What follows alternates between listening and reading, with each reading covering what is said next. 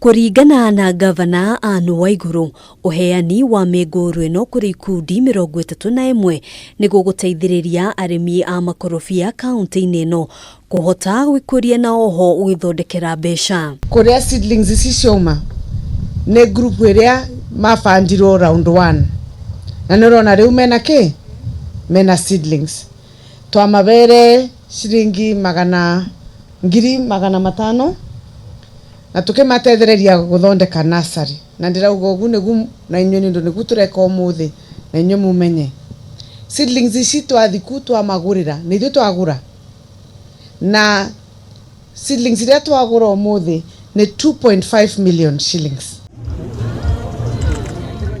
Tabarira ĩno ĩtanyĩtwo kũguna bamĩrĩ 840 kuona atĩ thoko ya makorobia gũkũ bũrũri-inĩ ona nja nĩ yambĩrĩirie kũgacĩra na thirikari ya kaunti ĩrĩ na mũbango wa gwaka ceceni ya makorobia ĩrĩa gũtũma kaunti ĩno ya Kirinyaga gũkorwo ĩkĩmenyeka kuumana na urimi ũyũ. Turenda tukorwo nĩ ithuĩ suppliers number 1 wa Kenya wa Hass avocado seedlings as Kirinyaga County.